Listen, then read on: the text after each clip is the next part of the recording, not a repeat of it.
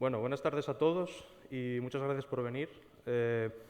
Yo soy Pablo Callado, soy el presidente de la Asociación Vía Viciosa Conciencia. Y bueno, estamos aquí porque el evento que organizamos, Navidades Conciencia, como podéis ver aquí en el cartel, es el primer evento que organizamos y queremos empezar yo personalmente y en nombre de todos los miembros dando las gracias tanto al Ayuntamiento como a Ana, que nos ayudó en la organización del evento, que bueno, esperemos que sea el primero de muchos.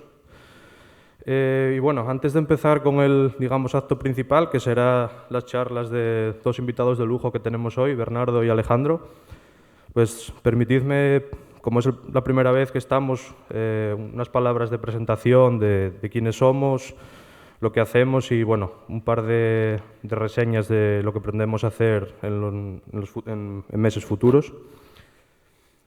Bueno, somos una asociación, joven. Oficialmente nacimos en el pasado mes de agosto y bueno, pese a que seamos jóvenes, tenemos iniciativa y ganas de hacer muchas cosas y bueno, somos en principio 5 jóvenes de aquí del concejo de Vía Viciosa.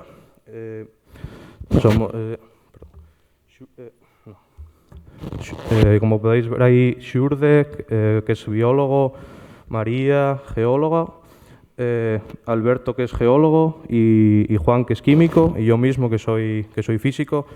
Así que, como podéis ver, pues, bueno, somos un grupo bastante multidisciplinar y que podemos abarcar gran parte de lo que son las ciencias naturales. Y nacemos con la idea de hacer divulgación científica, acercar la ciencia un poco a la gente de una manera sencilla, clara, entendible para todo el mundo. Y nada, con ganas de hacer cosas, actividades y de acercar un poco lo que hacemos en el día a día profesionalmente en los laboratorios. Bueno, nuestras actividades principalmente, pues lo que estamos haciendo básicamente, porque cada uno vivimos, pues cada uno en un lugar diferente, estamos haciendo bastante hincapié en las redes sociales, sobre todo Facebook, básicamente, pero también tenemos, como podéis ver, Twitter y LinkedIn. Y en las redes sociales subimos contenido, principalmente noticias que encontramos interesantes, pues las subimos con un link de la noticia por sí misma y con un comentario para hacer a la gente un poco el contenido más accesible y más entendible. Esto principalmente en las redes sociales y también hacemos anuncios de otros eventos que estemos organizando, así que os invito a todos a que nos sigáis en redes sociales. Después, como dije, somos una asociación joven, pero ya tuvimos la suerte y el gran placer de participar en uno de los eventos emblemáticos de Vía Viciosa, que fue el pregón. Xurde y yo mismo tuvimos la oportunidad de hacer el pregón en nombre de todos los miembros de la asociación y para nosotros fue un momento muy bonito y, como digo, un placer. Y creo que fue una manera de empezar, a lo grande, ¿no? Después también, así como evento un poco más principal, dentro de la Semana de la Ciencia de Vía Viciosa, organizada por el Ayuntamiento, también tuvimos un pequeño evento que denominamos Encuentro Digital y que tratamos el tema del cambio climático desde un punto de vista multidisciplinar, porque cada uno de nosotros aportó su visión desde la disciplina en la que trabaja. Y fue un evento que nosotros mismos, los organizadores, disfrutamos bastante, nos pareció muy bonito. También lo retransmitimos a través de nuestro canal de YouTube, que ahí tenéis el link para seguirnos. Así que suscribiros, como diría un buen youtuber. De momento tenemos pocos suscriptores, pero esperemos que si seguimos subiendo contenido, el número vaya aumentando. Y nada, el canal de YouTube, que esperemos que, como digo, vayamos haciendo más cosas y tengamos más contenido en el futuro. Después, como novedades que aquí os comento en primicia, un tema que teníamos un poco digamos, no bien discutido era el tema de cómo hacer que la gente colaborara y participara con nosotros, porque de momento estábamos subiendo básicamente contenido nosotros mismos, y para hacer que la gente, pues eso, participe, pues decidimos hacer una página web, bueno, en realidad un blog, que se denomina, que llamamos Villaviciosa Conciencia. Aquí tenéis el link del blog. Y bueno, en él lo que pretendemos es, aparte de subir el mismo contenido que tenemos en redes sociales, las noticias que vayamos subiendo con el comentario respectivo, pues abrirlo a todo el mundo, que todo el mundo pueda participar, que nos envíe pues su noticia o su comentario, su artículo que quiera publicar, nos lo envía y nosotros en este blog pues vamos a subirlo y bueno, que todo el mundo se sienta un poco partícipe también de colaborar con nosotros y de hacer divulgación al final. Aquí tenemos... Oh. ¿Qué pasó? Perdón.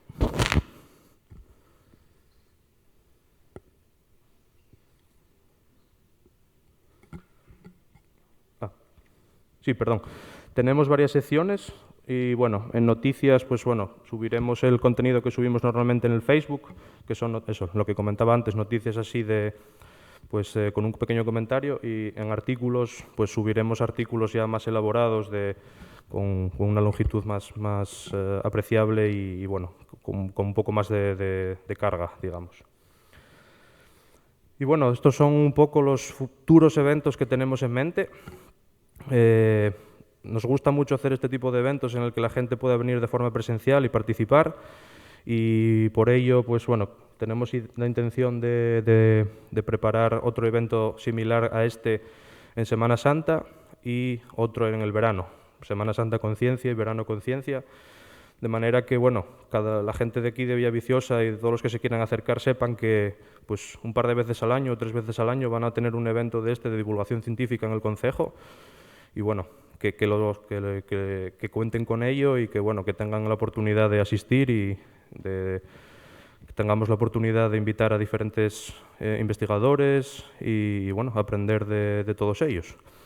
Y después, bueno, algún otro encuentro digital que organizaremos. Como os digo, la experiencia nos gustó mucho en el anterior que organizamos y bueno, creemos que podemos organizar alguno más, que podéis seguir también por YouTube. Y al final, bueno, pongo otras actividades porque, en principio, estamos abiertos a cualquier tipo de colaboración con cualquier otro o participación en cualquier otra actividad que nos propongan. Nosotros somos un grupo activo y cualquier cosa que nos propongáis o que nos proponga cualquier otra entidad, pues estamos dispuestos a colaborar y participar. Y nada, os lo pongo en grande, es el email, que nos podéis contactar para cualquier cosa, colaboraciones o bueno, las colaboraciones noticias que queráis enviar, comentarios, etcétera. Tenéis el email, lo miramos muy a menudo, así que ahí podéis contactarnos para lo que queráis. Y nada, esto es más o menos lo que quería decir, así que ahora empezamos con lo que será el acto principal, que son las charlas de los dos invitados, y bueno, os dejo con Juan, que va a presentar al primero de los invitados.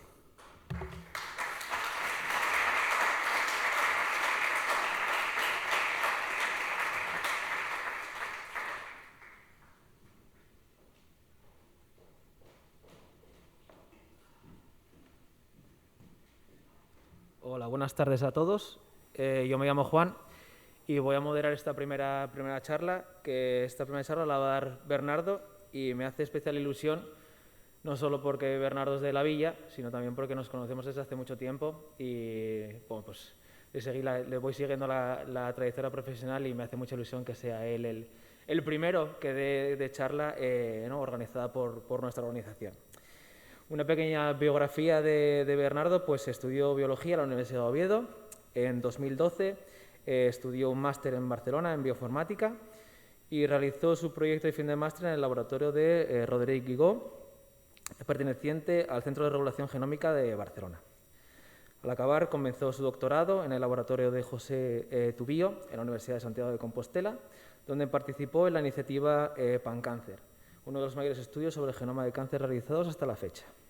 Durante su doctorado realizó estancias en el Instituto Sanger de Cambridge y en el Laboratorio Europeo de Biología Molecular. Actualmente trabaja como investigador postdoctoral en el laboratorio de Jan Korbel en Heidelberg, en Alemania, donde continúa investigando las bases genéticas de cáncer a través de las últimas tecnologías de secuenciación. Sin más, Bernardo, cuando quieras.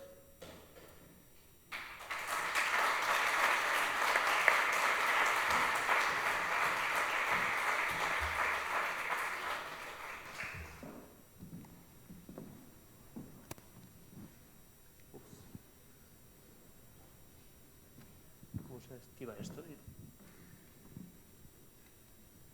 Vale. Muchas gracias, Juan, por la introducción. Quería empezar agradeciendo la labor que hace Vía Viciosa Conciencia. Realmente creo que es muy importante vuestro trabajo. Creo que es importante divulgar, acercar la ciencia a la sociedad y remarcar que el trabajo que hacemos los científicos es importante, que merece la pena que se invierta en él y que, aunque las consecuencias o la repercusión que tiene el trabajo científico en la sociedad puede llevar tiempo, pero a largo plazo, como estamos viendo a día de hoy en esta pandemia, es importante. También quería agradeceros por la oportunidad que me disteis de hablar hoy de una de mis pasiones, que es el estudio del genoma y su aplicación en entender las bases del cáncer. Todos y cada uno de nosotros vivimos en una sociedad que es algo mucho más grande que cada uno de nosotros, en la cual todos somos importantes, desempeñamos distintas funciones a través de nuestras profesiones, desde un enfermero, un médico, una persona que trabaja en la construcción. Cada uno de nosotros somos un engranaje de esta sociedad en la que vivimos y que es esencial para que funcione correctamente, ¿no? Y esto a mí me recuerda un poco a nuestro cuerpo. Nuestro cuerpo al final es una sociedad que no está formada de individuos, sino que está formada de células, como veis aquí. Cada una de estas células desempeña una función en nuestro organismo, al igual que nosotros desempeñamos funciones en nuestra sociedad como profesiones. Esta sociedad es enorme, son unos 30 billones de células en cada uno de nosotros que contribuyen para un bien común, que es que nuestro organismo funcione correctamente y seamos unas personas sanas y saludables. Estas células se encuentran agrupadas o desempeñan distintas funciones en los distintos órganos, como desde la sangre, por ejemplo, que se encarga de llevar nutrientes, oxígeno al resto de las células de nuestro cuerpo, a, por ejemplo, el hígado, que se encarga de detoxificar nuestro organismo. Y en esta sociedad en la que vivimos puede haber ciertas circunstancias, como por ejemplo puede ser una crisis económica, puede haber conflictos a nivel político o religioso que pueden romper esta situación de bienestar en la que vivimos, pueden fracturar la sociedad, crear división y en última instancia puede ocurrir algo muy dramático como puede ser una guerra, ¿no? En la cual, por ejemplo, en la Guerra Civil Española, hermanos se enfrentaron contra hermanos, vecinos contra vecinos, amigos contra amigos, y a mí esto también me recuerda un poco al cáncer. Porque al final el cáncer es una enfermedad que todos conocemos y que desgraciadamente probablemente haya gente, familiares o amigos que conocemos cercanos que lo sufren, y es el resultado de una de estas células que originalmente es sana, que coopera con el resto desempeñando una función para que nuestro organismo funcione correctamente. Esta célula, por una razón que voy a explicar luego, se vuelve maligna, tumoral. Y esta célula pasa a comportarse de manera egoísta, como vemos aquí, dividiéndose y produciendo células hijas que también son malignas y que también se van a dividir produciendo más células, y como consecuencia de esto se va a formar un tumor, por ejemplo, puede ser en cualquiera de nuestros órganos, en este caso, por ejemplo, sería en el pulmón, ¿no? Y bueno, A la hora de tratar este tumor, pues se puede hacer cirugía para eliminarlo, luego radioterapia, y el objetivo de estas terapias básicamente es eliminar estas células tumorales malignas de nuestro organismo para que no se sigan reproduciendo. Sin embargo, durante el desarrollo del cáncer, en ciertas ocasiones, estas células malignas son capaces de introducirse en la sangre, que son como las carreteras de nuestro organismo, y migrar a través de ellas a distintos órganos desde el tumor primario, ¿no?, donde se originó el cáncer, ¿no? Y a través de estas carreteras de la sangre, llegar a distintos órganos, por ejemplo, al cerebro, al hígado, al colon, produciendo tumores secundarios, que es lo que se conoce como metástasis. Y realmente la metástasis es una de las principales causas por las cuales el cáncer mata a las personas, porque básicamente interfieren con la actividad de estos órganos. Si, por ejemplo, tienes un tumor en el hígado y ese tumor pues, no se puede controlar, acabará interfiriendo con la función normal del hígado y desencadenará en un fallo hepático. Y para entender cómo una célula de nuestro organismo, que originalmente es buena, es sana, se puede volver maligna y desencadenar un tumor, tenemos que estudiar el ADN, que es una molécula que se encuentra en cada una de nuestras células de nuestro organismo. Esta molécula está en el núcleo y está compuesta de 23 pares de cromosomas, que cada uno de estos cromosomas es como una especie de tomo de una enciclopedia. En nuestro organismo tenemos, siguiendo esta analogía, una enciclopedia de 23 tomos. Y en total hacen unos 3.000 millones de letras, porque el lenguaje del genoma se escribe con 4 letras, que son A, T, G, C. Y este lenguaje no se escribe con una pluma, sino que se escribe con una molécula, una cadena de ADN, que no deja de ser una cadena de letras, de pares de bases de A, T, G, C. Y no todas estos 3.000 millones de letras son igual de importantes en nuestro genoma. Hay unas secuencias en nuestro genoma que son los genes, que son el 2% de estos 3.000 millones de letras, que son los que llevan a cabo las principales funciones de la célula. El genoma, estas secuencias de ADN, se encargan de que la célula funcione correctamente y además contienen la información que determina cómo somos cada uno de nosotros. Determinan, por ejemplo, nuestro color de ojos, nuestro color de piel, también determinan rasgos de nuestra personalidad y lo heredamos de nuestros padres. Cada uno de nosotros no tenemos un único volumen de la enciclopedia, sino que tenemos 2 volúmenes de la enciclopedia, uno de nuestra madre y otro de nuestro padre, que se juntan y producen una persona, básicamente. Y este ADN que heredamos de nuestros padres no es inmutable a lo largo de nuestra vida, puede sufrir cambios en esta secuencia. Y los cambios pueden ser muy diversos. Desde cambios de un único nucleótido, de una única base, por ejemplo, un cambio de una T a una a una inserción de una letra, puede haber una pérdida de una letra y puede haber cosas mucho más complejas, que es en lo cual yo estoy especializado.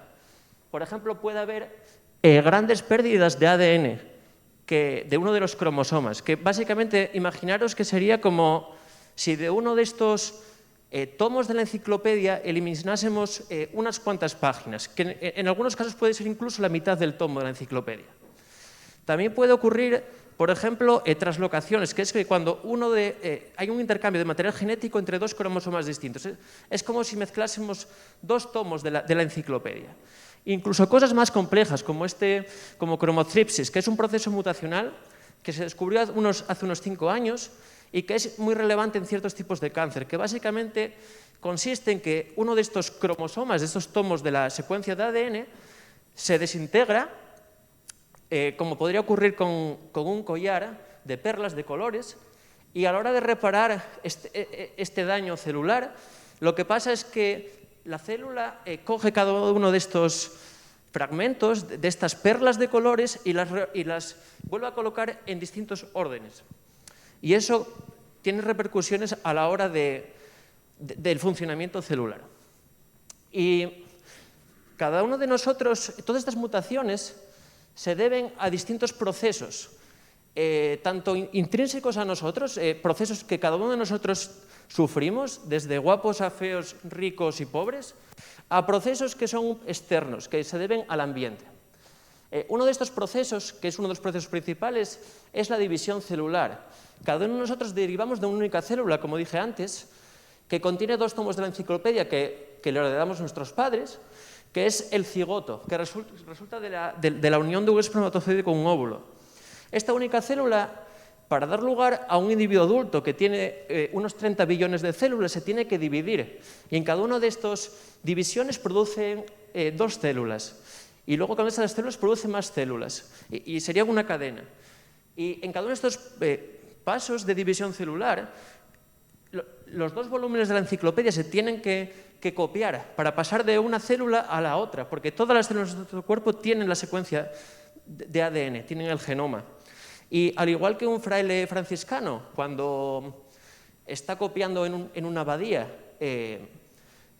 tomos, puede haber errores a la hora de escribir, fallos ortográficos, y esos fallos ortográficos que ocurren debido a errores en la maquinaria celular son lo que causan las mutaciones que acumulamos mientras envejecemos. Hay otra serie de factores ambientales que pueden estar más bajo nuestro control, como por ejemplo la luz ultravioleta, que produce mutaciones de C a T, cambios de un único nucleótido. O por ejemplo el tabaco, que contiene carcinógenos, sustancias que básicamente producen mutaciones en el ADN. Y por ejemplo aquí hay un estudio que se publicó en Nature el año pasado, en el cual secuenciaron el genoma de células de pulmón de gente sana, fumadores y no fumadores, y se ve claramente que las personas que fuman tienen un mayor número de mutaciones en los pulmones. También, por ejemplo, los virus, el virus de la hepatitis B, el virus del papiloma humano, puede producir mutaciones cuando infecta a un individuo. Y como consecuencia de todos estos procesos que ocurren en nuestro cuerpo, tanto factores ambientales como la propia división celular, cada uno de nosotros acumulamos mutaciones en nuestro genoma mientras envejecemos. Cuanto más mayores seamos, más mutaciones vamos a tener en nuestro genoma. Y ninguno de nosotros puede escapar de eso.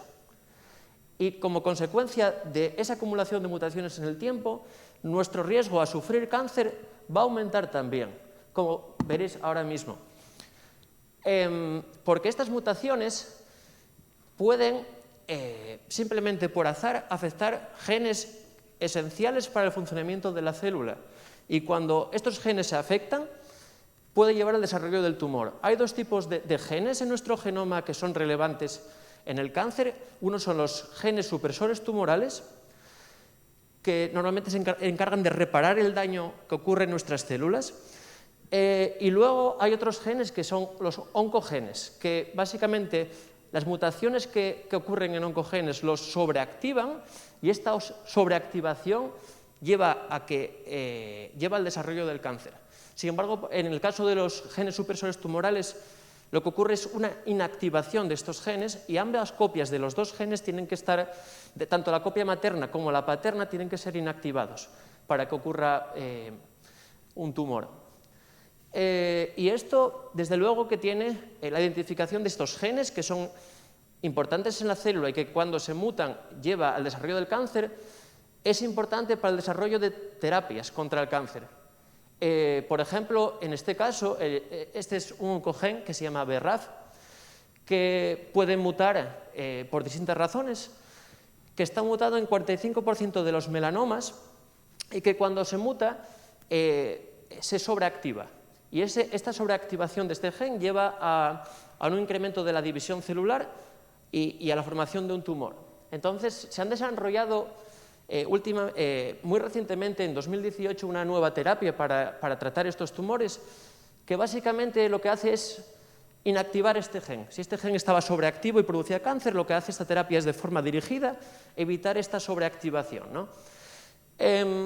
Y el caso de BRCA1 es un poco distinto. Este es un gen supresor tumoral que lo que ocurre en el caso de BRCA1 es que cuando las dos copias que heredamos nuestros padres, la materna y la paterna, se inactivan, en una mujer, porque es cáncer de mama, esta mujer puede desarrollar cáncer. Y básicamente es porque este gen repara el daño celular y entonces con el tiempo esta mujer, sus células van a acumular mayor número de mutaciones, incrementando su posibilidad de desarrollar cáncer.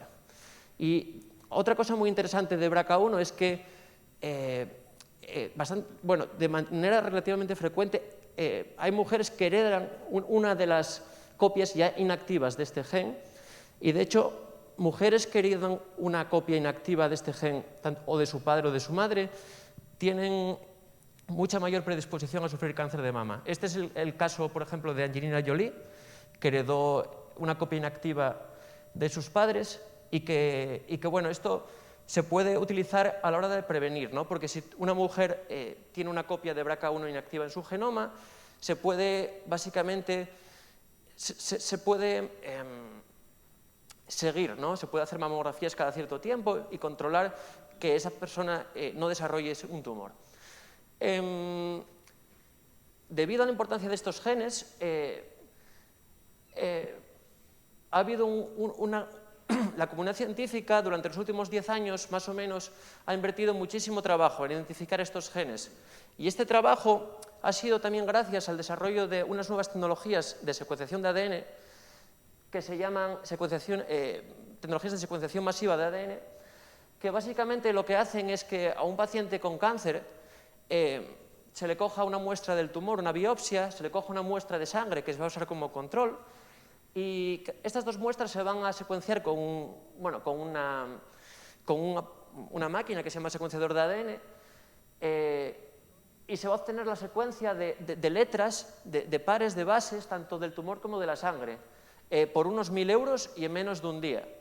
Y luego lo que se va a hacer es algo en lo que es a lo que yo me dedico básicamente, y es analizar estas secuencias de ADN, tanto del tumor como de la sangre, de manera informática, porque, bueno, en total esto supone unos 120 gigas de información, ¿no? Esta secuencia de tumor y de sangre, y estamos hablando de un único paciente. Y luego lo que se hace con estas secuencias es básicamente compararlas entre sí, identificar aquellas mutaciones que están presentes en el tumor y no en la sangre, y por lo tanto fueron adquiridas durante nuestra vida. Esas son las mutaciones de las que estaba hablando, esas que hemos adquirido en nuestra vida. Y un tumor tiene entre 10 y 1 millón de mutaciones. Sin embargo, solo alrededor de 5 de ellas son relevantes en el desarrollo del cáncer. El resto son lo que se conocen como mutaciones pasajeras y son absolutamente inocuas. Esto hace que sea muy difícil, a partir de un único paciente, determinar cuáles son las mutaciones que son relevantes en el desarrollo de este tumor. Y como consecuencia de esto, surgieron grandes iniciativas para el estudio del genoma del cáncer, que básicamente lo que hacen es secuenciar cientos de tumores, por ejemplo, de cáncer de pulmón, y luego identificar las mutaciones en cada uno de ellos y ver aquellas mutaciones que están recurrentemente mutadas en los distintos tumores, aquellas mutaciones que son muy frecuentes en los tumores, ¿no? Y esas mutaciones presumiblemente son aquellas que dieron lugar al desarrollo de estos tumores. Y esto es en lo que ha estado trabajando la comunidad científica en el estudio del cáncer durante los últimos años, utilizando estas tecnologías.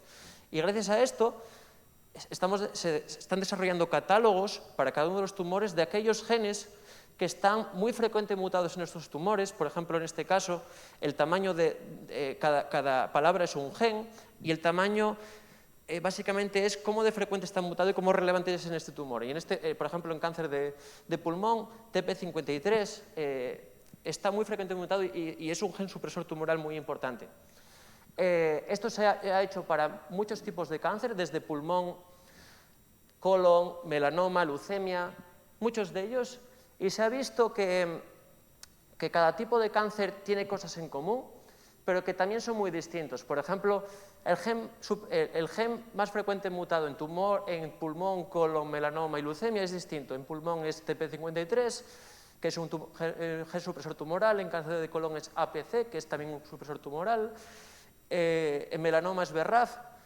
que es un oncogen, y en leucemia es este gen que es un oncogen también. Y luego hay otra serie de genes que están compartidos entre cada tumor. Por ejemplo, TP53 está en casi todos ellos, ¿no? Está allí, está allí, está allí, está allí. Es que el puntero no funciona. Y uno de estos estudios masivos para estudiar el genoma del cáncer es el proyecto PanCáncer, que básicamente lo que hizo fue poner en conjunto trabajos de estudios a lo largo de todo el mundo para estudiar 2.600 tumores de 36 tipos distintos de cáncer. Todo eso supone en total unos 800 terabytes de información, y para analizar esto en un ordenador como los que tenemos en casa pues tardaría unos 145 años. Por eso este trabajo se hizo utilizando centros de supercomputación a lo largo de todo el mundo. En España tenemos el Centro de Supercomputación de Barcelona, que desempeñó un papel muy importante en este proyecto. Y bueno, este proyecto implicó unos 400 investigadores que se organizaron en distintos grupos de trabajo, cada uno estudiando un aspecto distinto, ¿no?, en el desarrollo del cáncer, distintos tipos de mutaciones. Y bueno, los resultados de este trabajo se publicaron el año pasado, en febrero, y yo tuve la suerte de participar en uno de estos grupos de trabajo, y cuando estaba trabajando en Santiago de Compostela con José Tubío. Y bueno, como consecuencia de este proyecto hubo varios descubrimientos. Uno de ellos, que es muy interesante, es que utilizaron unos métodos estadísticos que se pueden asemejar un poco a los métodos de carbono 14 para datar, pero en este caso lo que se dató fue la edad de las mutaciones, y se vio que algunas de estas mutaciones que producen cáncer pueden ocurrir muchísimos años antes de la diagnosis del tumor, incluso durante la niñez, lo cual también abre vías a la hora de prevenir el cáncer, porque si esas mutaciones ocurrieron tan pronto, si fuésemos capaces de identificarlas antes de que se formase el tumor, esas personas podrían estar bajo vigilancia. Y luego también se identificaron nuevas formas a través de las cuales el genoma de un tumor puede mutar. Y aquí es un poco donde nuestro grupo en Santiago de Compostela contribuyó, porque nosotros nos centramos en estudiar un tipo de secuencias que están en el genoma, que se llaman transposones, que son una especie de virus que están en nuestro genoma y que son capaces de moverse, de saltar de un punto del genoma a otro y copiándose. Y lo que ocurre en los tumores es que en ciertos tipos de tumores estas secuencias, que normalmente están inactivas, si no se mueven, se empiezan a movilizar muchísimo y empiezan a producir mutaciones. Y lo que vimos es que hay ciertos tipos de cánceres, como por ejemplo el cáncer de esófago, en el cual están muy, muy activos y producen cientos de mutaciones. Esto, por ejemplo, esto sería un cáncer de esófago, y con estas líneas es un salto de estas secuencias, de uno de estos transposones. Y también vimos que durante estos saltos, a la hora de saltar y de moverse de un punto del cromosoma a otro, pueden producir grandes pérdidas de ADN,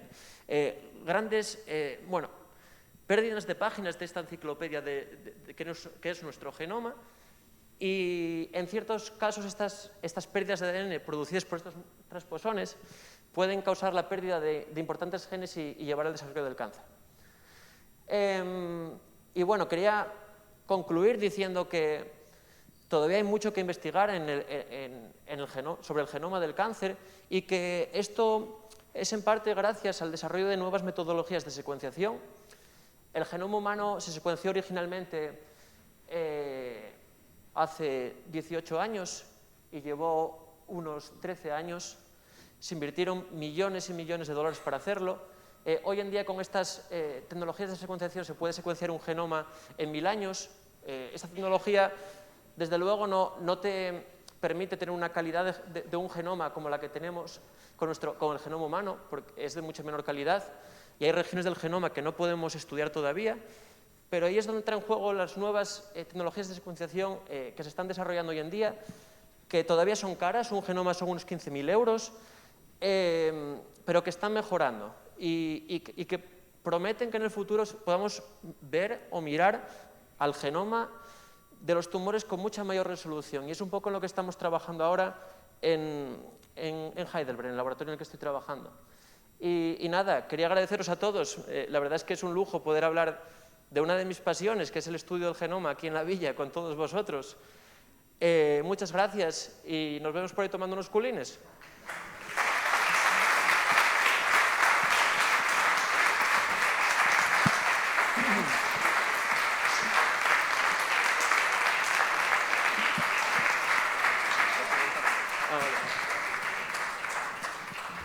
Pues nada, muchas gracias, Bernardo, por la charla. Y ahora vamos a dar, 5 minutinos, 10 minutos para preguntas. Sí, hay preguntas, sí, no te escapes. Toma, esto para responder. Así que bueno, mientras vais pensando las preguntas, te hago yo una así rápida. ¿Cómo de lejos, cuántos años crees tú que nos hace falta para que yo vaya al médico, me haga un análisis de sangre y me diga: tienes predisposición para este tipo de cáncer, así que tienes que empezar a dejar de comer ese tipo de cosas, o que te hagan unas recomendaciones de vida dependiendo de la predisposición que tú tengas a diferentes tipos de cáncer? ¿Cómo de lejos estamos de eso? Bueno, dar una estima de tiempo es... Lo típico es contestar dentro de unos 10 años, pero no te voy a decir eso, porque no te lo puedo decir. Está habiendo grandes avances y, de hecho, ahora el gobierno está invirtiendo mucho dinero. La tendencia ahora no es estudiar genomas por estudiarlos, sino es estudiarlos desde el punto de vista clínico e incorporar esas tecnologías de secuenciación en el sistema de salud pública, que cada paciente, cada tumor se secuencie y que esta información sirva para guiar tanto los tratamientos como el diagnóstico. Pero dar unas estimas a día de hoy no te puedo dar, porque sería decirte por decirte algo, la verdad. ¿Alguna pregunta por ahí?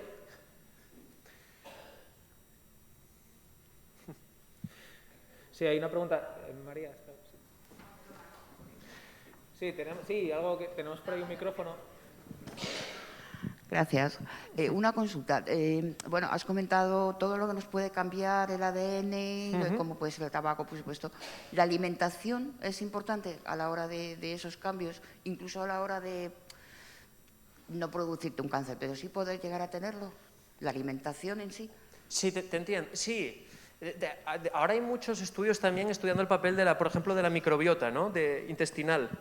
Y de hecho se ha visto que ciertas bacterias que tenemos en el cuerpo pueden producir una serie de sustancias químicas que pueden producir mutaciones en el ADN, como puede ser la luz ultravioleta del sol. Pues estas sustancias químicas pueden producir mutaciones. Y es algo que está ahora muy en boga. Ahora es algo que se está empezando a estudiar mucho. El papel, por ejemplo, de la microbiota en el desarrollo del cáncer. Pero creo que todavía estamos lejos de poder dar una respuesta clara, ¿no? Y decirte, si comes esto, esto y esto, puedes desarrollar más cáncer. Eso es algo complicado y que no creo que a nivel científico se pueda soportar. Pero desde luego que los alimentos, junto con otros factores ambientales, tienen un papel muy importante.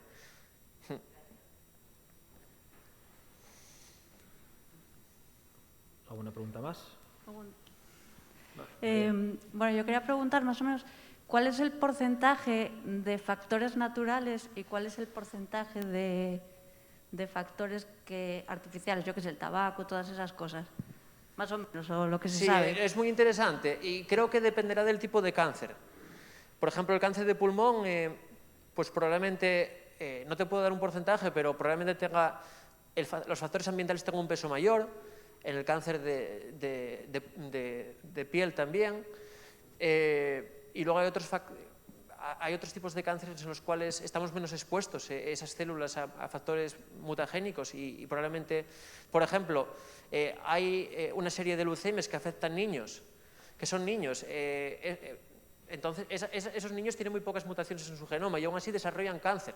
De hecho, se piensa que probablemente sea por un mecanismo distinto, que hay mutaciones, pero que también haya un factor de desarrollo, ¿no? En el desarrollo de estos tumores.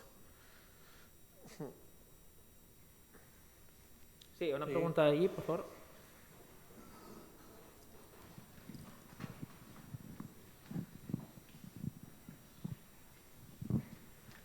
Sí, bueno, por lo que vi, todos estos trabajos tienen mucha importancia la cantidad de información que hay, ¿no? Por lo que veo. Con los ordenadores que tenemos actualmente hay limitaciones. Te lo digo porque yo sé que hay a la vista unos ordenadores cuánticos que a lo mejor facilitaría mucho este tipo de trabajo, ¿no? ¿Sabes algo de cómo está la situación de este tipo de ordenadores y si tendría importancia en estos estudios? Sí, desde luego. Desde luego, de cualquier manera, uno de los factores limitantes ahora en estos estudios es el almacenaje de datos, porque estamos hablando que estás produciendo terabytes de información que hay que analizar. Entonces, cualquier forma de analizarlos de una forma más rápida y almacenar estos datos de forma más eficiente, usando menos recursos, sería algo bueno, con mucho valor. Lo que no me atrevería es a hablar de ordenadores cuánticos porque no tengo los conocimientos.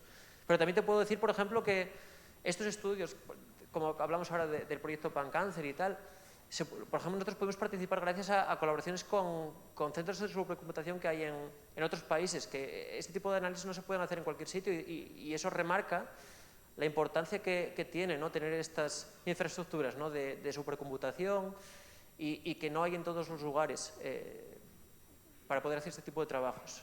Sí. Muchas gracias.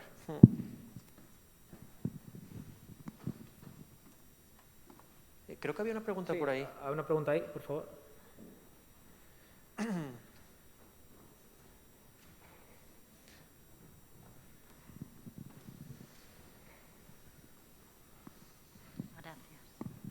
Hola, yo vengo del mundo de los péptidos, porque trabajo en una empresa que produce péptidos y bueno, lo que yo voy viendo es que la medicina personalizada, ¿no?, en el tratamiento del cáncer a día de hoy es casi una realidad en base a péptidos que se identifican en tumores de forma personalizada, según los péptidos que cada uno tenga mutados en el paciente.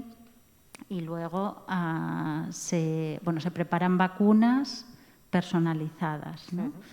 En cuanto al genoma, entiendo que esto es más a nivel de diagnóstico y de seguimiento, que nombraste varias veces en tu presentación, que bueno, me encantó la forma en que presentaste, de forma muy divulgativa, me pareció muy bien presentado, o sea que enhorabuena. Y mi pregunta es, decías que en un día tú puedes tener la secuencia de una persona. Yo en esto de los genes soy una ignorante total, no conozco nada. Entonces, en un día secuencias, tienes toda la información, pero luego se me quedó ahí pendiente encajar en cuánto tiempo tienes toda la información que te sirve para el diagnóstico. Claro. O sea, ¿cuánto tiempo tardas en analizar y de poder decir, pues esta persona, ¿no?, tiene X predisposición a tener cáncer de tal, no sé, los 10 cánceres más importantes? Sí, lo que se hace a nivel de genoma es básicamente, se hacen paneles, ¿no?, de cuáles son los genes más relevantes y entonces, bueno, las compañías farmacéuticas tienen paneles hechos y lo que hace es de forma dirigida, se obtiene la secuencia de un tumor de solo de esos genes y entonces ahí ya puedes saber si alguno de estos genes que son relevantes está mutado o no en el paciente y entonces eso realmente se puede hacer de forma rápida y automatizada. Estudios como los que estoy hablando aquí realmente requiere de gente que se dedica a esto, ¿no? Y analizar nuestros genomas puede llevar, es mucho trabajo y no solo de un grupo, sino de mucha gente, y es porque es investigación básica, pero a nivel de estos paneles sí se hace, ya se hace de forma, no digamos rutinaria, pero en algunos sitios se hace ya en la clínica. Sí.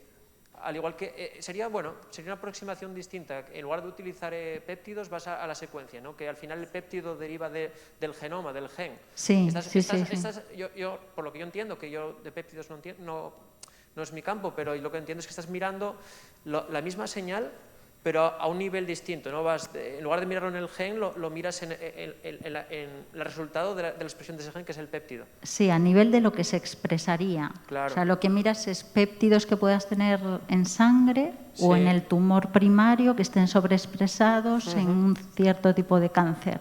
Sí. O en una persona, ¿no? en concreto. Sí.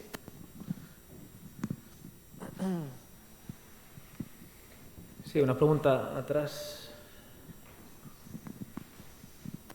¿Quién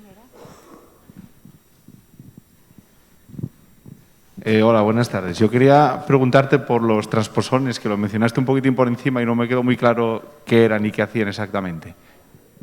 Sí, los transposones forman parte del 30% de nuestro genoma y son unas secuencias que son 6.000 letras, cada uno de ellos, y están repetidas en nuestro genoma, y cada uno de ellos se comporta como una especie de parásito, como una pulga celular o una pulga genómica, y que es capaz de saltar de un punto del genoma a otro y producir otras pulgas durante estos saltos.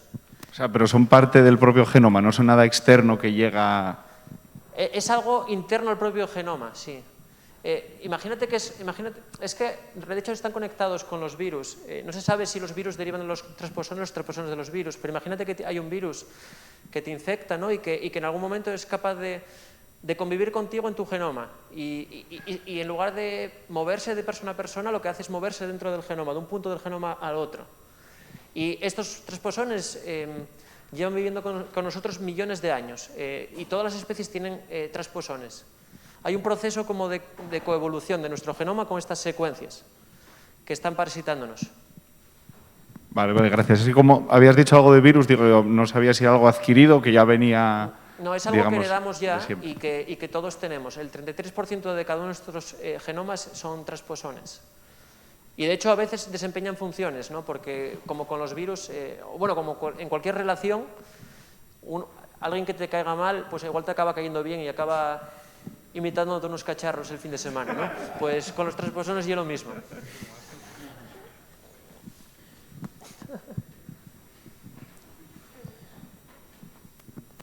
Sí, ¿una pregunta más? Si no, nada, agradecerte de nuevo otra vez el venir a darnos la charla, muy interesante, y nada, animarte que sigas por este camino y desearte todo lo mejor. Y vamos a darte un detalle para que, te acuerdes de este día.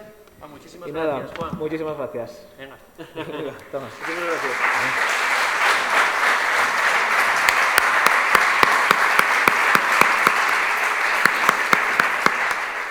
Y nada, paso la palabra a Surde, que va a presentar al siguiente conferenciante. Bueno, buenas noches a todos. Después de esta extraordinaria charla de Bernardo, tengo el placer de presentar al siguiente ponente. Alejandro Piñeiro Galde nació en Xixón, pero desde fai tiempo ya vive en Rovigo, en la parroquia de Quintueles, con lo cual mariñán de pura cepa. Fizo la licenciatura en Biología en la Universidad de Vieu y acabando la licenciatura entamó la tesis doctoral en el laboratorio de Carlos López Otín, también en la Universidad Asturiana. La tesis de él, que fue premio extraordinario de doctorado, en un primer momento estudió e identificó genes nuevos de metaloproteases y proteases en general, y en un momento más tardío entamó una línea innovadora y completamente nueva en el laboratorio encaminada a estudiar el proceso de aviellamiento, cómo nos facemos viellos y también cómo eso se controla por el metabolismo y también por la senescencia. Después de la tesis, coló para los Países Bajos, para Holanda, al laboratorio del doctor Agami, donde también participó y desarrolló proyectos encaminados a estudiar el metabolismo del ARN y el control transcripcional. Fai aproximadamente 3 años, tornó de la diáspora, volvió para Oviedo y entre muchos proyectos que está volcando, tuvo el compromiso social, junto con otros compañeros también del laboratorio, de entamar un proyecto encaminado a estudiar el virus del SARS-CoV-2, que como todos sabéis causa la enfermedad de la COVID-19. Allí, junto con Gabriel Bretones, que está aquí presente, y otros más compañeros estudiaron cómo el virus del SARS-CoV-2 entra en las células humanas. En un plano más personal, Alejandro es para muchos un referente en muchísimas cosas, porque fue una persona que supo marchar y supo volver a la Tierra, y para los que estamos fuera, diseminados por ahí, tenemos mucho que aprender de él. También una persona muy comprometida con una causa, trabajadora a más no poder, y una persona de la que te puedes fiar. Pero no y todo trabajar, tiene también muchas aficiones, como buen marillán gusta la pesca, gusta pescar, gusta la fotografía y también le gusta trabajar la huerta. Entonces, Alejandro, de verdad, para la Asociación Vía Viciosa Conciencia es un orgullo absoluto tenerte hoy aquí con nos y ya no podemos esperar más para sentirte falar. Así que cuando quieras, el micro es tuyo.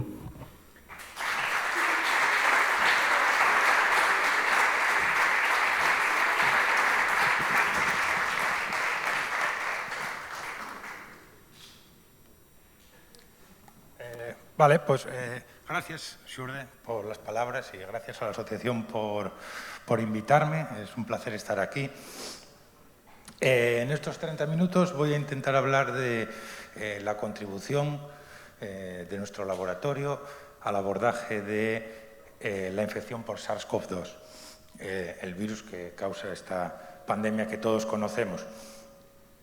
Y voy a empezar introduciendo un poco el virus, para aclarar algunos conceptos que, aunque estamos bombardeados por información, igual no están claros. El SARS-CoV-2 es el virus que causa el síndrome respiratorio agudo severo, una enfermedad también que se llama la COVID. Los virus son, esta es una ilustración de un coronavirus, del SARS-CoV-2 en concreto, son organismos muy sencillos, tan sencillos que están formados por un material genético, que es esta especie de cuerda enrollada que se representa aquí, y que es un material genético similar al que Bernardo habló antes y que tenemos en nuestras células.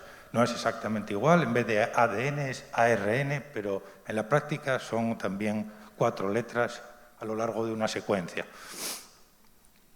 Y luego, pues no tiene más que 4 proteínas que lo rodean.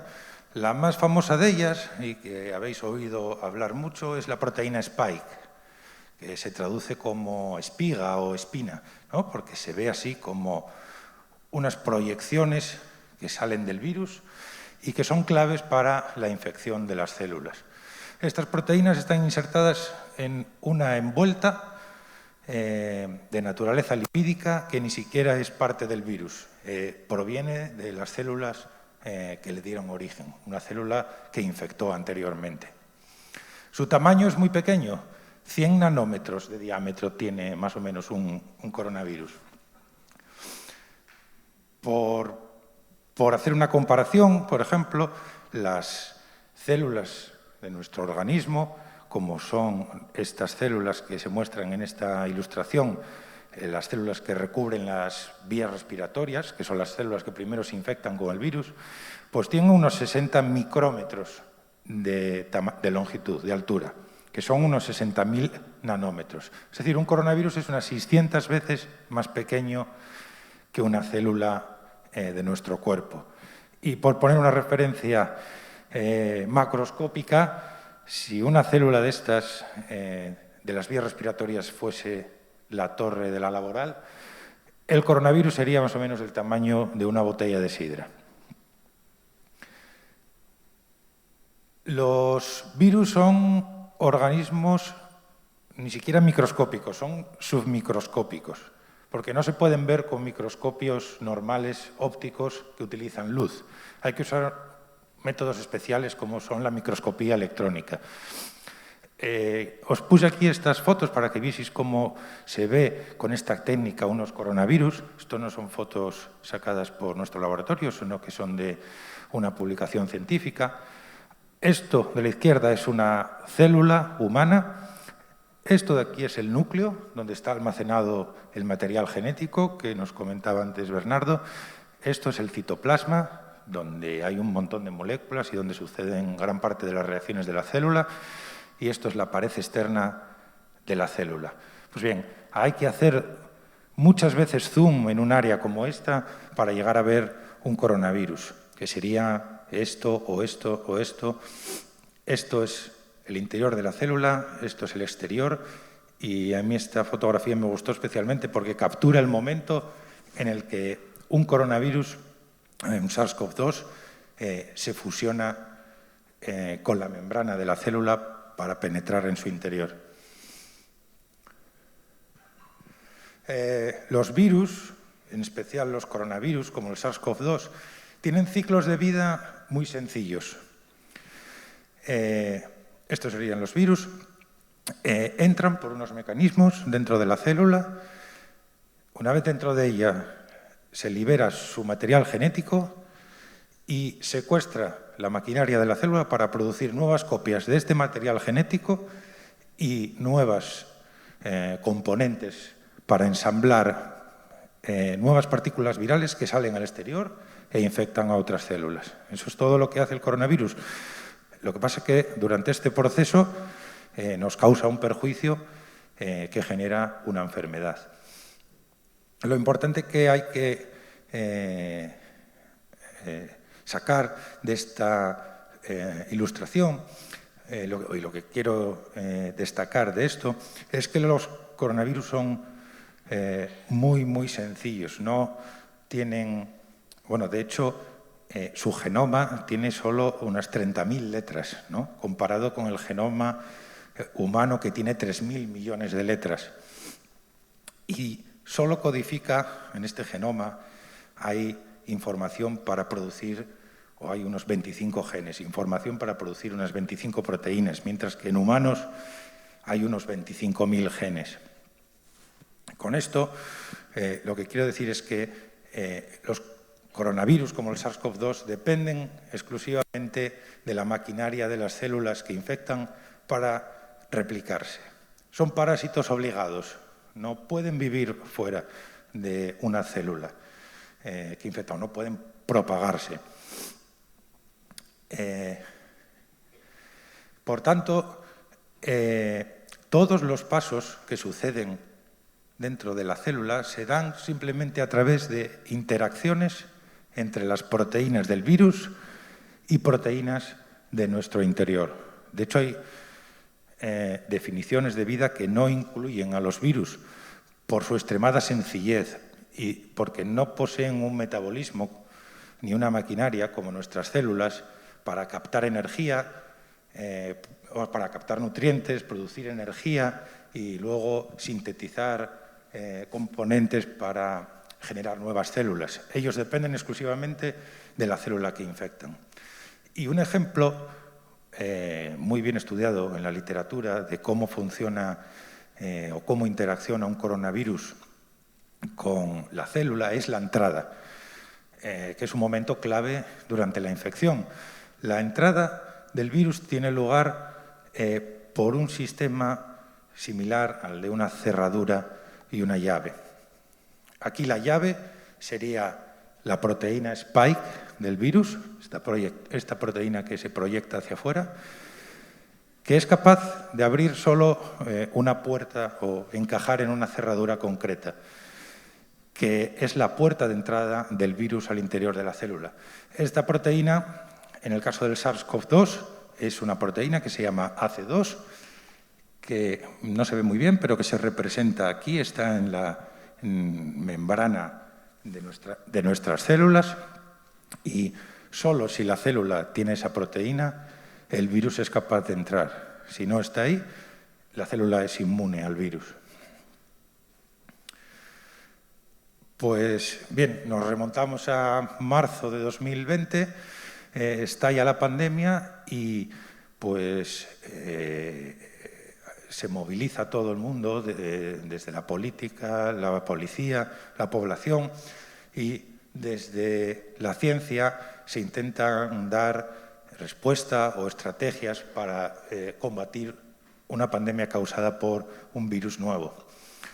Y vienen en forma pues, por ejemplo, de técnicas de detección, las famosas PCRs, los test de antígenos. También de los estudios epidemiológicos, como todos ponemos la cara de Fernando Simón si pensamos en algo así, ¿no? Y desde la ciencia, la línea de actuación es el desarrollo de tratamientos. El tratamiento más importante, y que también estaréis fartucos de oír, es el de las vacunas. Es el más eficaz y la respuesta fue rapidísima. Las vacunas, ya todos lo sabréis, pero no es más que un preparado, que bien pueden ser proteínas, ARN o ADN, que lo que hace es entrenar a nuestro cuerpo, a nuestro sistema inmune, para que el día que nos enfrentemos al virus de verdad pueda actuar a tiempo, frenar su expansión y así no provocar una enfermedad.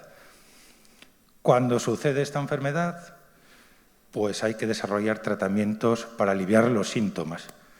La mayor parte de ellos son tratamientos antiinflamatorios y anticoagulantes. Son tratamientos dirigidos a modular aspectos de nuestra fisiología que se ven afectados por la infección y que pueden llevar a la muerte del paciente. Y por otra parte, la ciencia también puede contribuir a través del desarrollo de tratamientos antivirales, tratamientos que son fármacos orientados a bloquear distintas proteínas necesarias para que el virus complete su ciclo de vida. Y algunos de ellos que quizá habéis oído hablar son el Remdesivir, por ejemplo, y últimamente, en las últimas semanas, se ha oído hablar de la pastilla de Pfizer, que es pues un fármaco que bloquea una proteína concreta del virus, una proteasa. Hay una tercera posibilidad de actuación frente al virus para frenarlo, que es, en vez de dirigir moléculas que bloqueen proteínas del virus, actuar sobre proteínas de nuestras células que son necesarias para que el SARS-CoV-2 complete su ciclo de vida. Como os decía antes, todos los procesos del virus requieren de la maquinaria de nuestras células. El problema es que conocemos muy pocas de estas proteínas. El ejemplo más sencillo de este tipo de actuación sería, por ejemplo, si diseñásemos una molécula que bloquease AC2, esa puerta de entrada. Sería como poner silicona en la cerradura. Si llega el coronavirus y está bloqueada la cerradura, no puede entrar en la célula. Ese es un ejemplo, pero si conociésemos todas las proteínas de nuestras células que intervienen o que son necesarias para el virus para propagarse, pues podríamos definir dianas terapéuticas sobre las que actuar. Y eso es en lo que ha consistido el proyecto que solicitamos en su día, en abril de 2020. Nosotros somos un laboratorio de biología molecular. Nos dedicamos a estudiar los procesos de los seres vivos a nivel de moléculas. Entonces disponíamos de herramientas para llevar a cabo este estudio y nos concedieron un pequeño proyecto y ahora os voy a contar cómo abordamos este estudio. Y para ello lo que usamos fue una técnica que también probablemente os resulte familiar, que ha estado mucho en los medios, sobre todo porque las creadoras de este sistema han obtenido el premio Princesa de Asturias y también recientemente el premio Nobel. Es el sistema de edición génica mediante CRISPR-Cas9.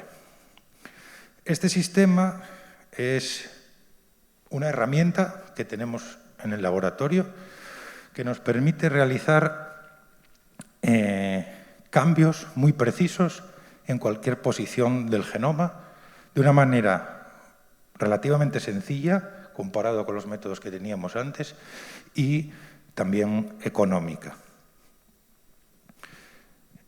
No quería pasar por este tema sin mencionar la importante contribución de un investigador español en el desarrollo de este sistema, que no fue premiado por ello, se llama Francisco Mojica. Y además es interesante decirlo porque se da una paradoja, y es que este sistema, que lo vamos a usar para estudiar el SARS-CoV-2, no es más que el sistema inmunológico de las bacterias para defenderse frente a los virus que las infectan. Los virus no solo nos afectan a nosotros, afectan también a cualquier ser vivo, y bacterias incluidas. Y durante la evolución, las bacterias pues, adoptaron una forma de defenderse frente a los virus. Y es este sistema, que ellas lo utilizan para cortar el genoma de los virus que las infectan.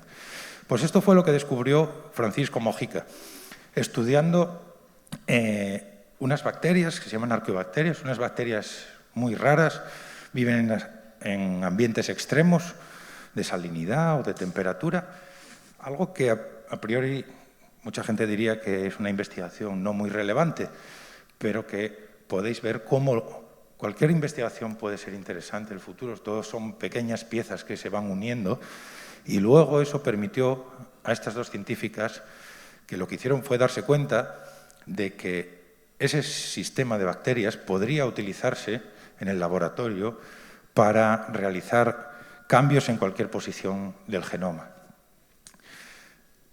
Pues bien, este es un ejemplo de cómo el sistema de edición génica nos permite estudiar aspectos del SARS-CoV-2. Y es un ejemplo real de cómo unos investigadores confirmaron que AC2 es la puerta de entrada del virus.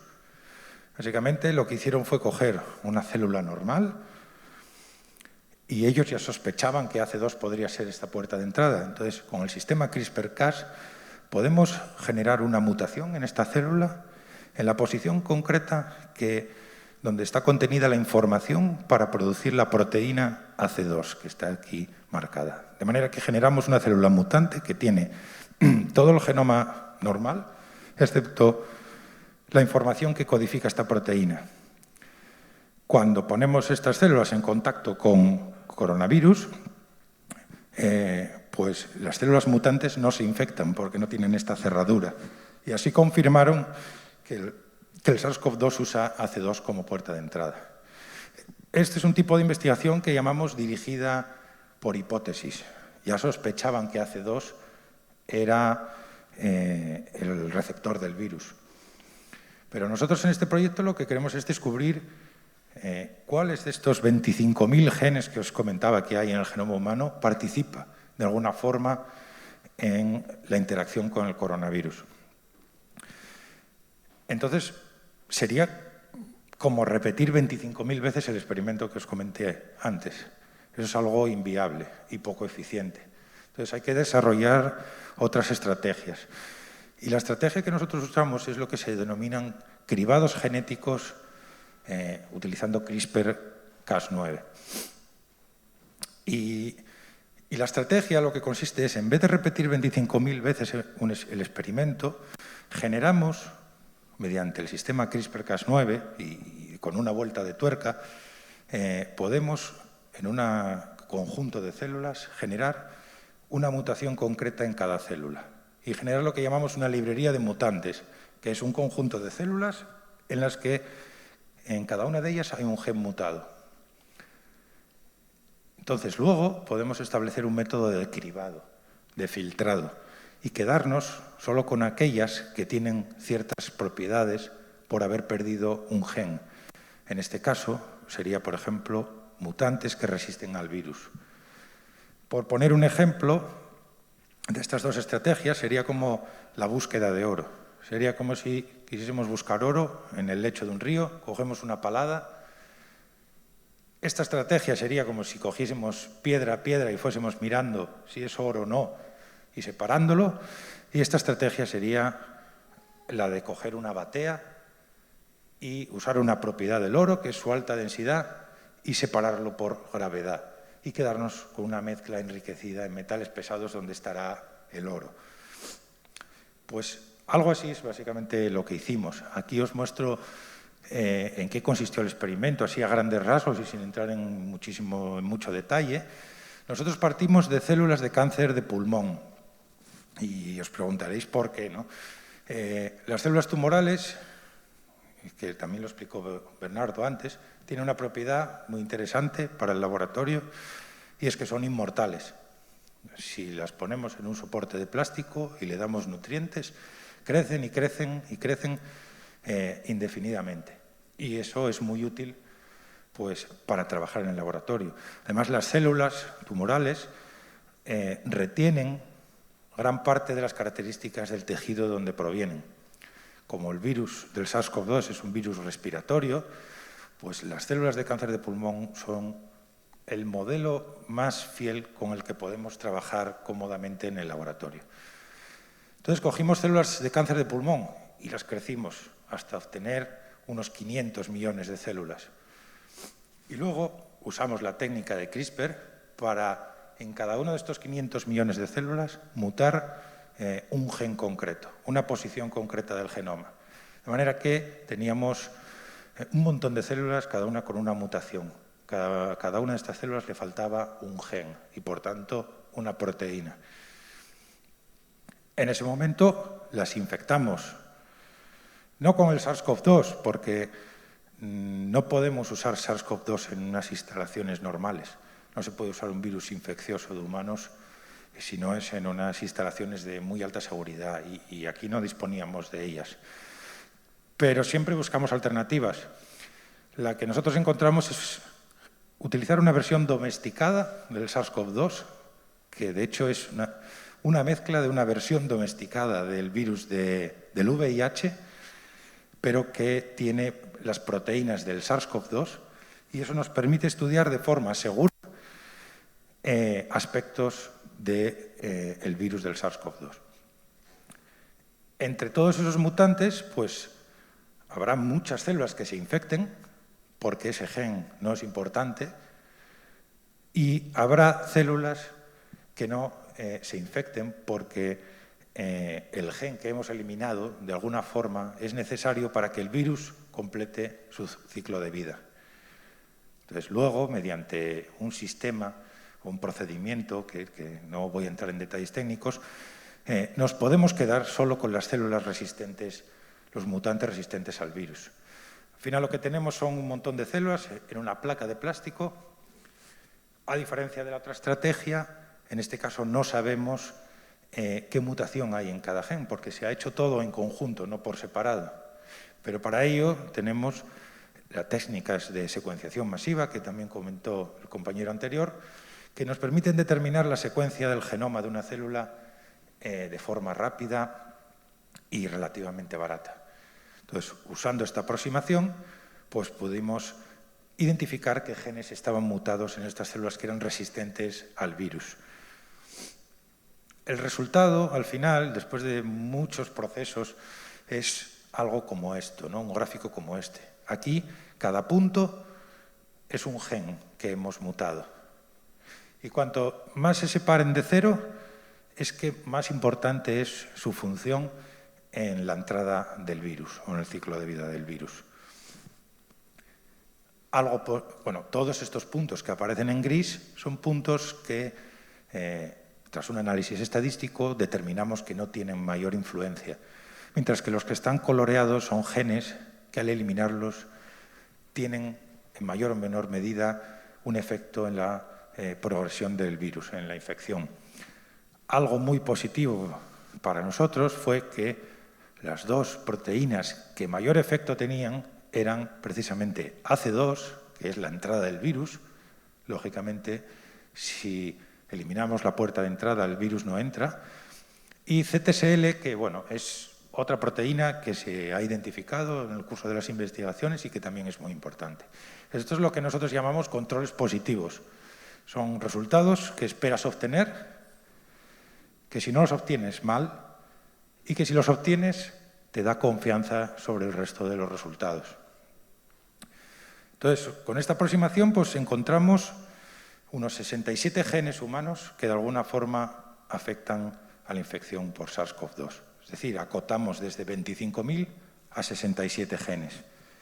Y entonces en este momento ya estábamos en disposición de hacer los experimentos individuales como los que comenté anteriormente.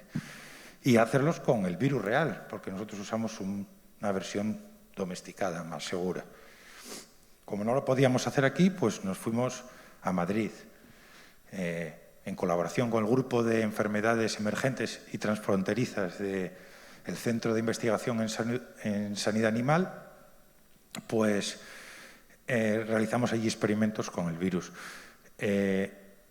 Estas instalaciones son unas instalaciones de referencia mundiales donde se llevan a cabo investigaciones con virus animales, sobre todo, y tienen una alta bioseguridad. Pero además, dentro de las instalaciones hay otra zona aún con más seguridad donde se puede trabajar con virus que infectan a las personas. Obtuvimos asistencia de este grupo para diseñar los experimentos y también nos formaron en medidas de protección para poder utilizar estas instalaciones. Y esto, por ejemplo, es una fotografía de mí trabajando en una de esas instalaciones. Son unos laboratorios que se entran con unas puertas neumáticas como las de un submarino. Hay una ducha y tenemos que usar estos equipos de protección que... Este no soy yo después de las Navidades de hartarme de turrón. Esto es aire filtrado que se inyecta en el traje para crear presión positiva, de manera que el aire siempre fluya de dentro hacia afuera, que no pueda entrar ninguna partícula del virus. Entonces aquí hicimos los experimentos de validación individuales de algunos de los genes que habíamos acotado antes y que nos parecían muy interesantes, los que más efecto tenían sobre la infección. Y para ello hicimos pues, un experimento similar al que os detallé antes.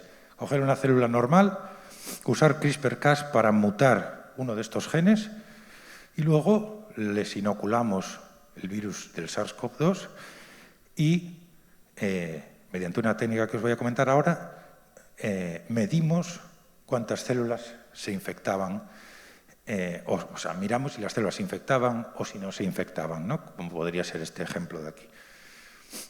Y quería comentar esta técnica y también mostrar algunas imágenes reales de cómo vemos nosotros células infectadas con el virus. Esta técnica es una técnica curiosa porque utiliza anticuerpos. Se llama microscopía de fluorescencia y utiliza anticuerpos, que son esas mismas moléculas que nuestro cuerpo produce para defenderse del virus. Y también son las mismas moléculas que se utilizan, por ejemplo, en los test de antígenos. Hay anticuerpos inmovilizados que detectan proteínas del virus y que dan una señal en forma de una sustancia coloreada, que es la que nosotros luego leemos. Los anticuerpos tienen una propiedad también muy útil en investigación, y es que son moléculas que son capaces de distinguir de forma muy específica entre moléculas. Se unen solo a determinadas moléculas y son capaces de diferenciar cambios mínimos entre ellas. Y tiene que ser así porque los anticuerpos en nuestro cuerpo marcan cosas para su destrucción. Si un anticuerpo detecta, aparte de un virus, detecta algo nuestro como extraño, pues nos produciría un daño. Y eso son lo que se llaman enfermedades autoinmunes. Nosotros generamos anticuerpos, bueno, hay empresas que se dedican a ello. Básicamente, si se coge una proteína del virus, se le inyecta a un conejo, el conejo, su sistema inmune, responde y produce anticuerpos. Luego podemos sacar la sangre del conejo y purificar estos anticuerpos. Y podemos utilizarlos para detectar el virus del SARS-CoV-2, por ejemplo. Para ello, pues le conjugamos, le unimos a los anticuerpos, que serían esto que he representado aquí en este color rosa, una molécula fluorescente, que es una molécula que emite luz de una determinada longitud de onda, lo que nos permite verlo en un microscopio especial que se llama microscopio de fluorescencia, que es algo como esto que tenemos ahí en las instalaciones de la universidad. Y lo que vemos es lo que veis en estas fotos de aquí. Cada uno de estos círculos rojos es una célula. En concreto es el núcleo de una célula, donde está el material genético. Y luego las células verdes son células que al añadir estos anticuerpos producen un color. De manera que esto es una célula infectada por SARS-CoV-2 y esto es otra y otra. Estos son, por ejemplo, fotografías de células normales, donde hay un número considerable de células infectadas. Y esto pues, representaría unas células en las que eliminamos un gen concreto de esos 67 y entonces las células no se infectan o hay muy pocas infectadas, lo que indica que de alguna forma ese gen participa o es necesario para el virus para replicarse. Entonces, en resumen, con este trabajo lo que hemos hecho es poner nombre a 67 genes humanos que de alguna forma interaccionan con el virus. Varios de ellos, los que mayor efecto tenían, los hemos validado independientemente utilizando los virus reales de SARS-CoV-2 y esto lo que constituye son potenciales dianas sobre las que diseñar fármacos para bloquearlas y así bloquear la progresión del virus.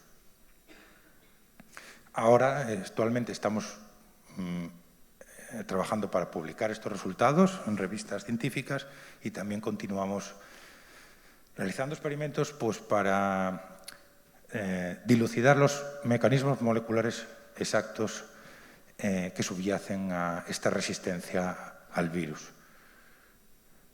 Y nada, por último, solo quiero agradecer pues, a todos los que han contribuido a este proyecto. Yo pertenezco al laboratorio de Carlos López Otín. Como decía Xur, de este trabajo lo hemos hecho principalmente a partes iguales Gabriel Bretones, que está aquí en el público, y yo, con la colaboración de otros miembros del laboratorio que también están por aquí, algunos de ellos. Pertenecemos al Departamento de Bioquímica y Biología Molecular de la Universidad de Oviedo y también al Instituto Universitario de Oncología. Y también quiero agradecer, por supuesto, a la ayuda esencial por parte del Grupo de Enfermedades Emergentes y Transfronterizas, del CISA, en Madrid, y también al Grupo de Proteómica Cardiovascular y al Grupo de Autofagia y Metabolismo, que contribuyeron en algunos aspectos que no detallé aquí del trabajo. Y por último, al Ministerio de Ciencia e Innovación, que cofinanció parte de estas investigaciones. ¿Vale? Así que agradezco otra vez la invitación y pues, nada, quedo a vuestra disposición para intentar responder cualquier duda que se plantee.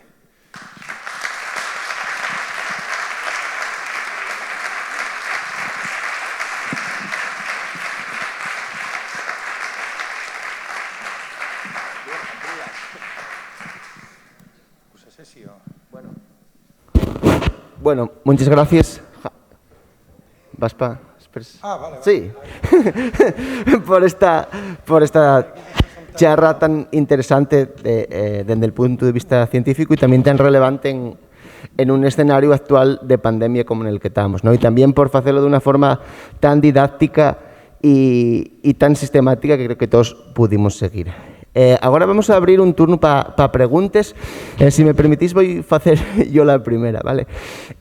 Nesos experimentos, nesa estrategia que hicisteis del cribau de los xenes de entrada del virus, desa peñera, obtuvisteis varios que son candidatos. No sé si nos podréis comentar, aparte del xen AC2, que é la puerta de entrada, algún ejemplo de esos genes que función tienen y cómo la su eliminación puede impedir la entrada del virus. Uno o dos casos prácticos, por decirlo así. En los que más estamos trabajando son precisamente aquellos de los que no se sabe mucho, ¿no? Y por eso seguimos haciendo investigación sobre ellos.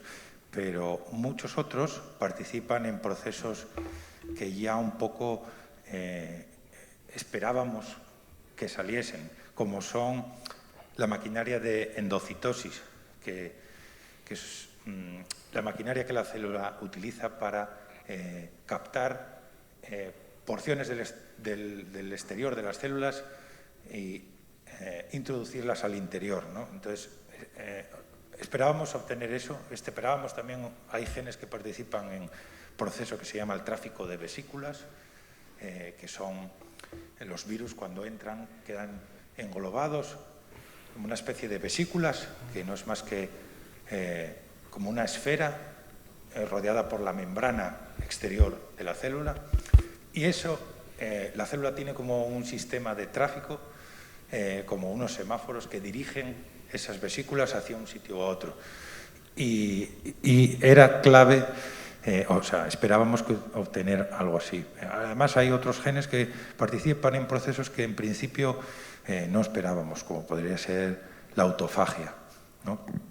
Y por eso también estamos trabajando o realizando experimentos más concretos para ver cómo procesos como la autofagia, que quizá habréis oído hablar de ella, un sistema de reciclaje de componentes de la célula, pues cómo puede afectar a la infección por SARS-CoV-2.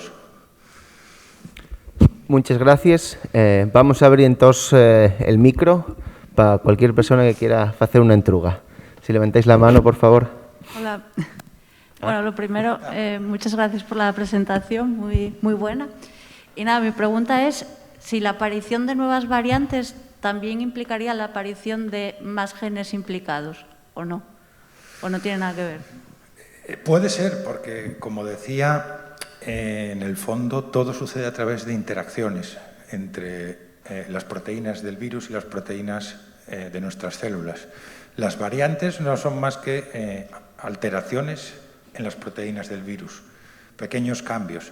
Entonces, podría darse nuevas interacciones o podrían ser más fuertes o más débiles y eso afectar a esa interacción.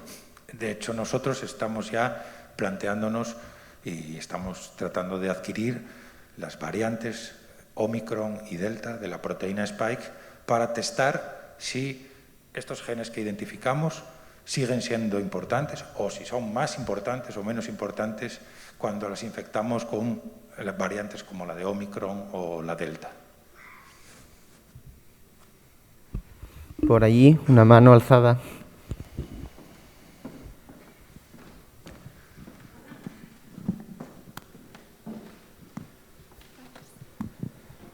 Hola, la proteína C2 en una célula, ¿para qué sirve? Porque, por ejemplo, los fármacos que se desarrollan para suprimir, digamos, su función no causaría ningún perjuicio a la célula si no tuviera esa proteína. Es muy buena pregunta. La proteína C2 es una proteasa, corta otras proteínas y participa en un sistema de señalización, de comunicación entre células, se llama el sistema renina-angiotensina-aldosterona, que regula la presión sanguínea, entre otras cosas. Es verdad que las proteínas de nuestro cuerpo, pues alguna función tienen, no están ahí porque sí. Lo que pasa es que entre los candidatos que tenemos, lo que hay que buscar son genes que no sean esenciales para la vida, ¿no? Que no tengan funciones que si las suprimimos tengan consecuencias fatales. Esto es lo que se hace con los tumores. Los tumores proceden de nuestras células. Hay que buscar, por ejemplo, dianas que afecten al tumor, aunque son proteínas también de nuestras células, pero que afecten al tumor y que no afecten al tejido normal, ¿no? Y esto, pues, se puede hacer. Sería como, por ejemplo, en un humano, si nos quitan un brazo, perdemos ciertas funciones, pero seguimos vivos. Si nos quitan el corazón, un pulmón, pues nos morimos. Hay que buscar entre estos candidatos aquellos que puedan, o que su eliminación sea compatible con la vida. A nivel celular, estos genes no parecen afectar en gran medida a la proliferación celular, pero es un modelo in vitro que llamamos, fuera del cuerpo. Hay que saber qué hacen o qué consecuencias tendrían si los inhibimos a nivel de organismo. Y para ello pues, se pueden utilizar ratones, como, por ejemplo, como aproximación de un organismo completo. Y suprimir la CTLS, creo que se llamaba, sería mejor que suprimir la C2, porque ¿qué gen, qué codifica ese gen? Porque estaba más alto, dices, en el gráfico. Sí, creo que sí. AC2, o sea, se trabaja en ello también, en diseñar fármacos que lo bloqueen. CTSL, también hay inhibidores. Lo que pasa que CTSL, aunque es importante, forma parte de una familia de proteasas y cuando inhibimos esa, hay otras que pueden suplir su función. Entonces, quizá no es la mejor diana farmacológica, pero es algo que hay que testarlo. Vale, gracias. Es difícil de predecir. Por allí hay otra mano. Hola, enhorabuena Hola. por la presentación. Gracias. A ver, yo tenía una pregunta de los 67 genes que identificasteis, ¿no?, que estarían implicados en la maquinaria de invasión del virus. ¿Son comunes a la cascada de invasión de otros virus? Que no sé, ¿hay algunos? ¿O son específicos de la invasión del COVID? No hay tantos cribados como estos con otros virus, porque en parte porque hasta hace poco no disponíamos de la tecnología CRISPR-Cas para hacer los cribados, pero sí que no exactamente estos mismos miembros, pero genes similares o proteínas que participan en los mismos procesos sí que están identificadas como importantes para otros virus, porque son procesos bastante generales que podría seguir muchos virus, ¿no?, como la endocitosis que comentaba antes o el tráfico de vesículas. Entonces, algunos de ellos, igual no directamente ese, pero genes similares sí que están identificados. Gracias. ¿Alguna pregunta más que hacer? Bueno, entonces, si no hay más preguntas, dáteles gracias otra vez, Alejandro, y vamos de parte de la Asociación Vía Viciosa Conciencia y también patrocinado por el Ayuntamiento de Vía Viciosa,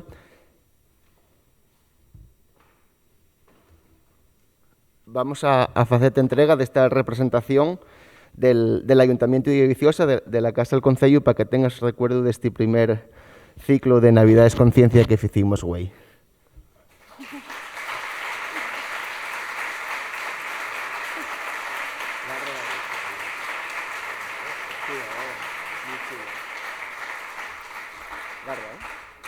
Y ahora Pablo Callado, presidente de la asociación, va a subir para echar el pie oficial al acto.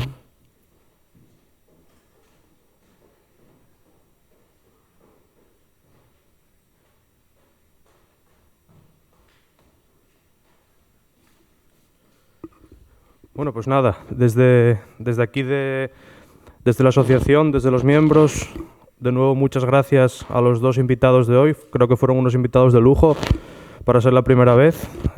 Difícil de mejorar en próximas ediciones, bueno, intentaremos, pero va a ser complicado. Nada, muchas gracias a todos los asistentes. Esperamos veros aquí en próximos eventos que seguro organizaremos. La verdad que estamos muy contentos de que, dadas las circunstancias de la pandemia y bueno, toda la circunstancia sanitaria, hayamos tenido tanto público, la verdad. Estamos muy contentos por ello y por todas las preguntas que hubo. Creo que las charlas generaron interés y eso nos encanta. Y nada, desde los miembros de la asociación, muchas gracias a todos. También gracias al Ayuntamiento y a Ana por todo el apoyo en la organización. Y nada, os esperamos en futuros eventos. Seguirnos en las redes sociales, ahí os vamos a informar de todo. Y nada, quedáis avisados de futuros eventos y esperamos veros pronto por aquí. Un saludo a todos y cuidaros, feliz año y nada, que vaya todo muy bien.